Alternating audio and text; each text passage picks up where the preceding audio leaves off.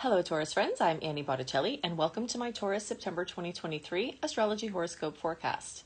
This is for you if Taurus is your sun sign, your moon sign, your rising sign, or any other Taurus placement you're listening for. What I'm going to talk about here is part of your astrological picture. And if you're a very late degree Taurus friend, so birthdays May 15th or so through the rest of the sign, or you have a Taurus degree placement 23 degrees through the rest of the sign, I suggest you additionally listen to my Gemini report, as your very late degree friends will benefit from both readings. I'm calling the theme of this period of time a lifetime of karma released, and we will go into the details as to why, plus touch on other factors that will be affecting the astrological weather in general and for you as a Taurus.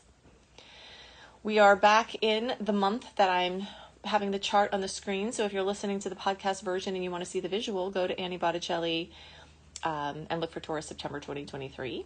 If you don't want to see the visual, you can either scroll up on YouTube so that you don't see it and you still hear me, or you can find me, Annie Botticelli Astro Kisses, to find the podcast version. All right, so there are so many more, we'll say, superficial things to talk about that are factors that make up this month, but there's some really big stuff going on for Taurus in this period of time. So it's going to be hard for me to talk about those smaller things without first just getting out of the way these big dogs. And then we can go back and touch on some other layers. Okay, so this is September, but we have 2 eclipses in October, and the eclipse season starts 4 to 6 weeks before the actual eclipses. So the timeline for radical change, especially for Taurus, since we have been working on this Taurus-Scorpio eclipse cycle since the end of 2021, there's going to be a very dramatic wrap up to the storylines that have been occurring for you over the last 2 years.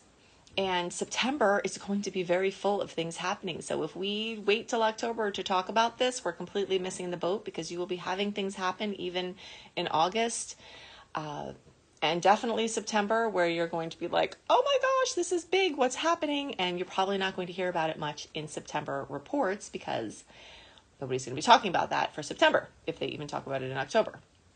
So I'm going to make sure that you're prepared, because these changes are going to be happening.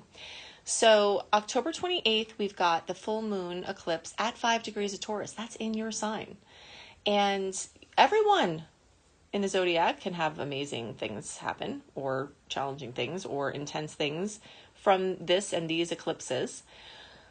But the Taurus placements and the Scorpio placements have really been under the microscope, and some of you really going through the ringer.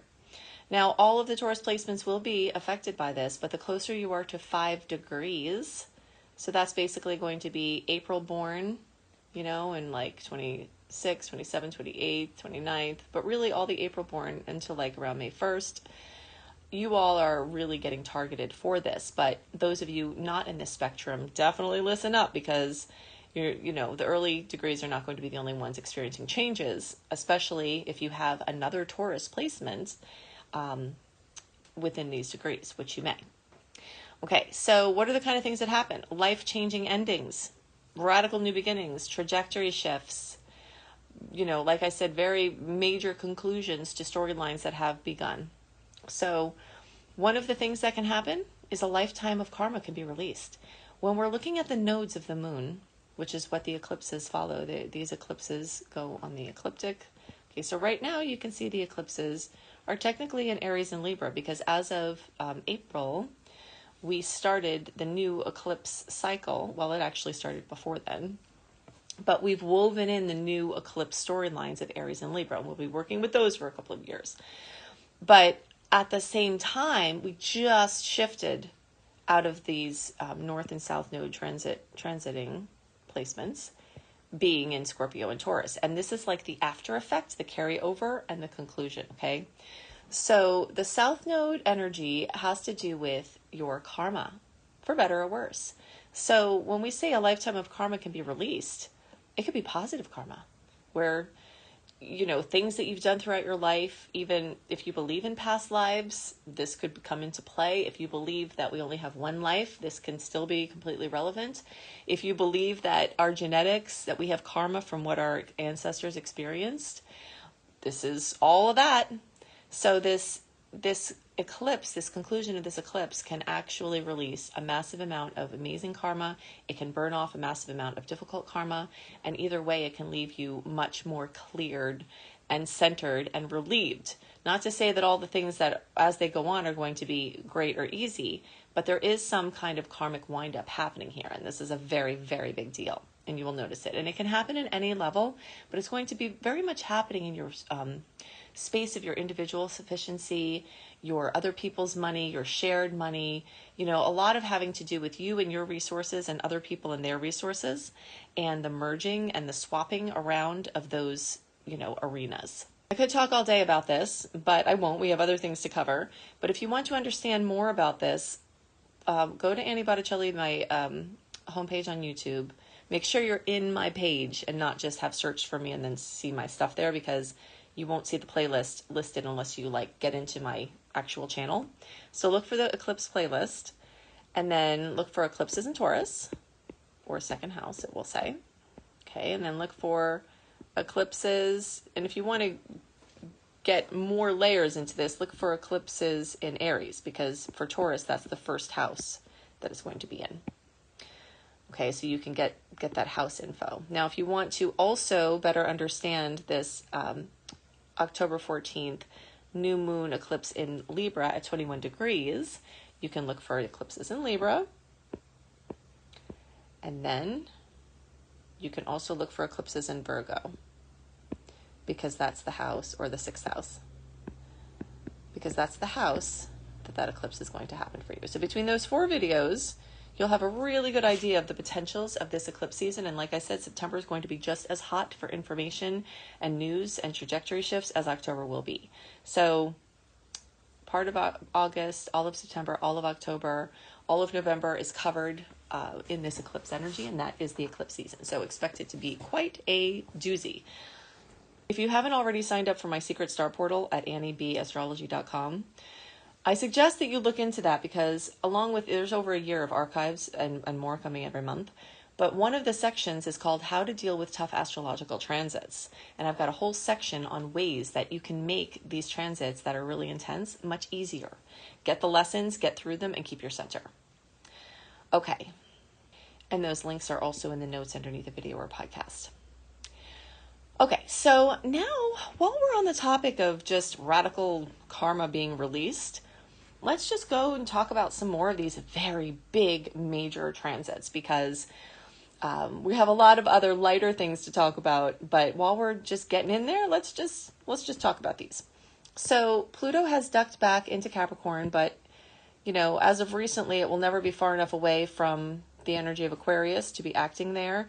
And for Taurus, the energy of Aquarius is on the 10th house cusp, which is your career, your place out in the world, your work, your employment, your relationships with father figures, or you as a father figure or father. And Pluto is, very much associated with karma.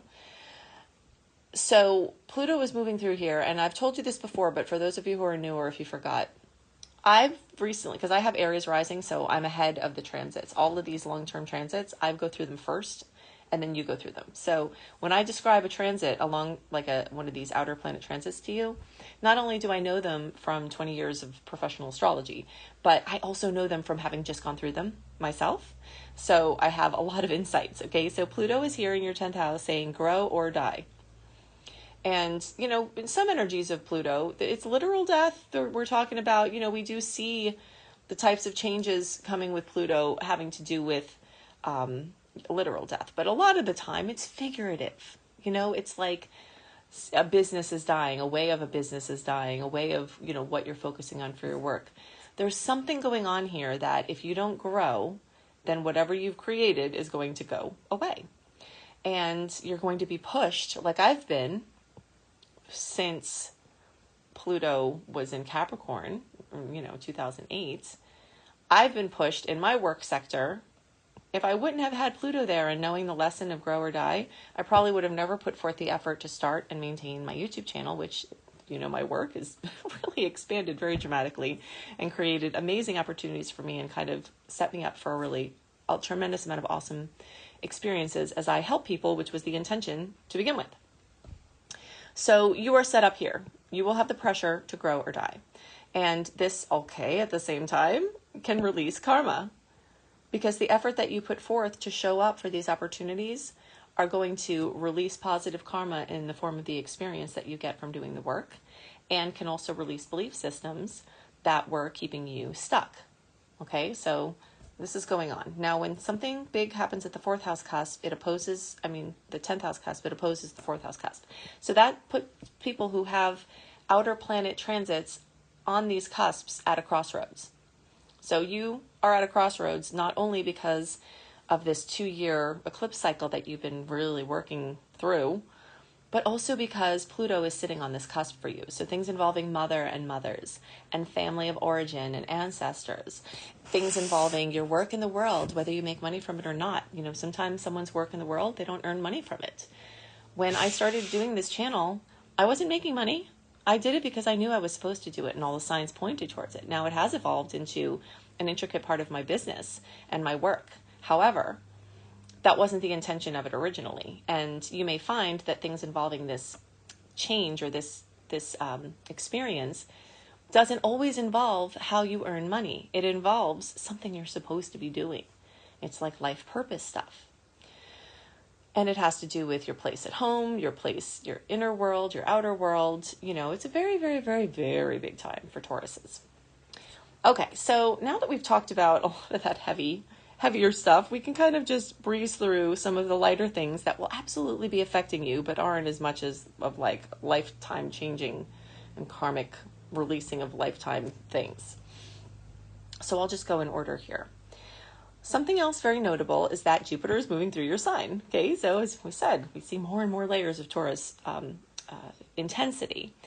In May, Jupiter got into Taurus. It's there from May 2023 through May 2024, giving you an opportunity for massive expansion of your image, of how you walk in the world, of your purpose, of healing your body, your physical body, healing your past, and really stepping into your very prominent, aligned future. Jupiter is going to go retrograde on September 4th. Jupiter rules big visions, like your big dreams, your bigger picture, where you're standing on a mountain and kind of looking at everything from a broader perspective. So some of those things you might notice start to turn around as September begins. And some things that were really hot for a few months, since May, might start to lose steam. If that happens, don't worry. That's Jupiter making sure to solidify your foundation so that you can build a taller skyscraper. So the taller you want to go, or the bigger you want to expand, the deeper you need to dig and build that foundation. And if Jupiter is just always direct, expanding, that's not sustainable. And it just pops the bubble. So Jupiter in retrograde helps you to get back in touch with, are the things that are happening in line with where you want to be? Do you need to course correct? Do you need to do some details, more mundane details closer to you, and then go back and fine tune the bigger dream? These kind of things. So you'll notice this from, September. Sometimes you feel it earlier before that. Sensitive people will. And it goes through the end of the year. December 31st is when it goes direct. So this is a time that you can rest on some laurels. Pluto's saying grow or die in certain arenas, but there are certain things you can chill with. And reading those things is going to result in you having a much easier experience. So at the same time as Jupiter's going retrograde, Venus and Mercury are going direct. So September 3rd, Venus goes direct. It had been retrograde since July 22nd or 23rd, depending on your time zone. And so from September 3rd to October 7th is the process of Venus kind of clearing up and getting situated. So anything that had been pulled in or called into question or, slowed down while Venus was in retrograde is now going to start to perk up and move forward. And the same for Mercury. So Mercury is still very sleepy for the first half of the month, difficulty making plans, better to leave yourself unscheduled and leave room for my favorite Mercury retrograde manifestation, which is last minute magic, where things can pop up for you all of a sudden. And then the second half of September is spent with Mercury trying to get situated. So what we're noticing here is a trend that throughout the month, a lot of things are ramping up, getting more clarity, being able to see further ahead in certain arenas, while in other arenas, Jupiter is stepping us back and dialing it down. So the best advice here is notice which things are getting dialed back and don't try to fight those and make them happen, because they're not. They're going backwards now. And look for the things that are moving forward and put your power behind those. It will save you a lot of frustration. Okay, so next thing that I want to talk about is this beautiful stellium in Leo in your 4th house. We've got 3 star goddesses: Juno ruling partnerships, Venus ruling love, beauty, money, relationships, design, been in retrograde, been in Leo for a long time. Star goddess Lilith, all congregating here, bringing a lot of zest and vibrance still, bringing a lot of creative opportunities, bringing a lot of focus on romance and children and creation and leadership and things that you love and hobbies and fun. And this is all centered around your home and family. So you may have some really nice, zesty home focus and, you know, just a lot of soft but vibrant, gentle yet exciting creative expression. This Virgo energy, the sun is there, Mercury's there, star goddess Pallas Athena is there, is bringing the counterbalance with this nice grounding discipline and focus. And of course, anything in earth signs make this beautiful trine, 120-degree angle, best in all of astrology for you. So you've got the sun giving you kisses with, you know, more insights and clarity about things. You've got Mercury bringing possibly good news and information or ideas. You've got Pallas Athena bringing bravery and strategy. And all of this is under the realm of, you know, Virgo. So the type of topics that might come up or questions that you can ask are, do you need to streamline your efforts? What efforts can you take to work smarter instead of harder? Do you need more or less organization or persistence in your life? Some Tauruses, you know, maybe you just need a little bit less. And this Virgo energy is in your, interestingly, is in your house of Leo. So we just talked about all the stuff about Leo. That's in your 4th house. Now this Virgo energy is in your Leo house. So it's like bringing structure to your creativity, basically. You know, are you too rigid in some areas or not rigid enough? Are you too rigid in one area and you have to take some of that discipline off, give it a break, and put it towards something else? A lot of times people, you know, will have the topic of discipline come up and say, well, I'm a very disciplined person. Okay, well, maybe that's true, but are you disciplined in the areas that are screaming right now for some support? You know, like maybe you're disciplined with doing your work, but you're not disciplined with your diet. Maybe you're disciplined with your diet, but you procrastinate with work. So, you know, this is like a process of adding joy and delight and lightness to certain areas and adding more structure to other areas. This is a really great time to do things like, you know, deal with tedious work, detail-oriented work. This is also a really good time to infuse intuition and logic together in a nice way. The topic of serving others and helping others as your creative expression is also a nice combination for Taurus right now, because with the creative zest of Leo being accentuated through the transits of those star goddesses, plus Virgo planets moving through your 5th house of Leo, is asking that question, you know, is the way that you're serving others or the world what you're truly excited about right now? And if not, how can you pivot to have more joy in the way that you show up? This can also point towards general health focus. You know, if you have to schedule appointments, as the month goes on, you're going to have a little bit more ease in scheduling appointments without having to cancel them or them being canceled, and a little bit more clarity from, you know, things that you schedule. So like, let's say you're scheduling a blood test. Unless it's an emergency and it can't wait, or your intuition tells you have to do it right this second, you might have more clarity that comes as the month goes on from, you know, blood drawn when we're more out of the Mercury retrograde web. Things involving your intestines and your digestive health and your assimilation of nutrients are all special topics that may come up, especially now. Okay, then we've got a lot of energy in Libra. And there's a lot of, we already talked, we alluded to the fact that this October 14th solar new moon eclipse is in Libra. So we've got that going on. We've got Mars, the border collie of the zodiac, there.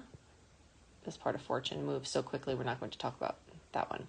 But Ceres, the star goddess of the harvest, is also in Libra. So there are multiple levels of energy of uniting with other people. Questions about romantic relationships, questions about cooperation or imbalances, questions about counseling or for yourself or your coupleship, topics of win-win relationships and experiences, things about new contacts. Is it time to make new friends? Is it time to commit or recommit to a project with someone else? And the 6th house is the house of Virgo. So again, through the Virgo transits, you've got a lot of Virgo energy. But then because of the Libra transits, it's lighting up your house of Virgo. So, you're getting double duty on a lot of these placements. And wherever Mars is, it can bring great obsessive focus. So maybe you're getting super obsessed with your health, and this could be a really great thing. Your wellness, your stress management, things involving pets or animals, working with animals, things like that. Ceres is the goddess of the harvest. If you don't recognize this symbol, it's a sickle. If you don't know what a sickle is, you haven't spent much time on a farm, I guess, right? So sickles cut grain. And it's shaped kind of like a little question mark thing here. So it's a time for harvesting within your relationship space. It's a time of harvesting within your daily work, your office space. If you're self-employed, there's energy there. It's a time of harvest for your physical health. So all of that is going for you. And of course, this new moon eclipse is going to open lots of possibilities of new things in those arenas. We also have on September 14th, the new moon in Virgo at 21 degrees. So that's just another energy that's leading towards, it's time to shuffle things up a little bit, time for a vibrant new routine, time to knuckle down and get organized.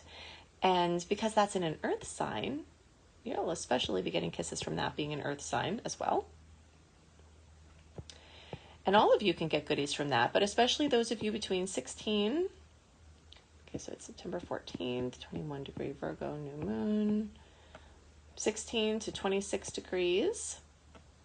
So birthdays around May 6th through 16th, and the closer to around May 11th, the more you get the kiss from that new moon. Then on September 29th, we've got a full moon in Aries. Now, I'm giving you quite a few dates this month, as I usually tend to. If you're a person that loves dates and wants to know more about the aspects, more about the transits, how they may affect you, you want all that ahead of time, definitely go to anniehelpsyou.com, sign up for my free VIP community and get my newsletters, because I always go into that in my last newsletter of each month. But on September 29th, we've got this full moon in Aries at 6 degrees. And for Taurus, that lights up your 12th house. So that's your house of your unconscious mind, your connection to dream state and the other worlds. So you may have a really amazing dream. You may have a really amazing spiritual insight. You may connect with a loved one who's passed on, or get some intuitive information that can be very helpful for you.